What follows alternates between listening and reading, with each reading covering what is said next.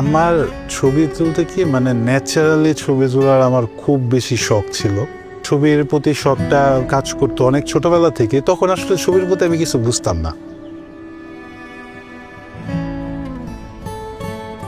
ফুলের প্রতি আমার খুব একটা ভালোবাসা, মানে এই জিনিসটা আমার খুব বেশি। গোলাপ ফুলের থেকে কাঠগোলাপটা একটু বেশি প্রিয়।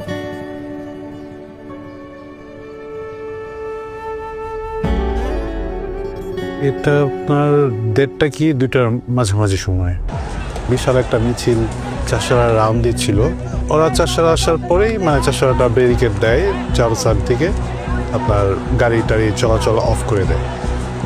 পুলিশ কোথায় আছে অবস্থানটা দেখার জন্য আমি আসলে মাথাটা একটু সামান্য উকি দিই, মানে এভাবে একটা গলির ভেতর থেকে এভাবে একটু উকি দিই। ঠিক সাথে সাথে বুলেটটা আমার চোখে এসে আঘাত করে।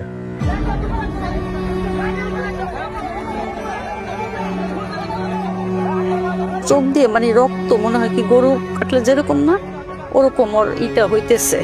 হওয়ার পরে ওই দেখে আমি আর মাথা কোন আমি রাখতেছি না। ও শুধু আমাকে বললো যে আম্মু আমাকে মাফ করে দিও।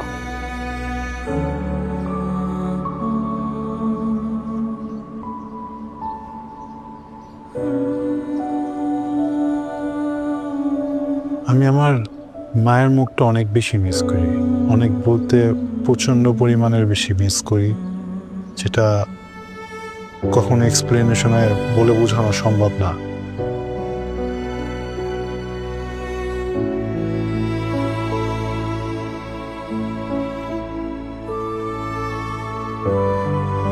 হয়তোবা নিজের ম্যানেজ করে নিতেছি, কিন্তু দিন শেষে যখন মনে হয় যে আমার সামনে অন্ধকার কেন, কি কারণে হঠাৎ মানে মাঝে মধ্যে আমার মনে হয় যে আমি দেখতেছি সব কিছু, পরক্ষণে যখন আবার জিনিসটা মানে শেষ হয়ে যায়, মানে কালো অন্ধকারটা চোখের সামনে ফুটে ওঠে, তখন রাত্রে যখন ঘুমাতে যায় ঘুম হয় না, তো তাকাই থাকে, মানে চোখ বন্ধ করে। আর আব্বু বলে কি চোখ বন্ধ করে থাকলে ঘুম আসবে। আমি যখন চোখটা বন্ধ করি তখন মনে হয় কি যে মা বাবা তো দিনটা 24 ঘন্টা এই অন্ধকারের ভিতরে কাটায়।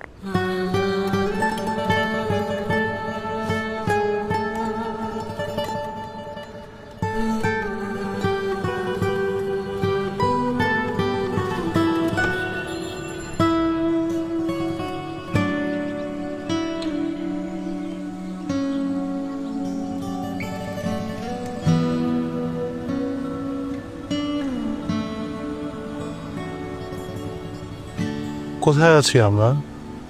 আরেকটা পার্কে আসছি? না ভাই, আমরা জাতীয় সংসদ ভবনের সামনে। বলেন কি?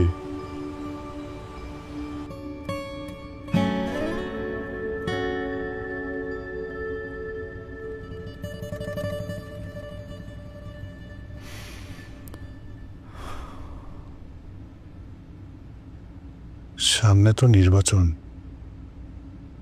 যেদিন অধিবেশন বসবে সেদিন যদি একটু আসতে পারতাম। আমি তো আর দেখতে পাবো না, যদি একটু কানেও শুনতে পারতাম ওনারা কি নিয়ে কথা বলছে।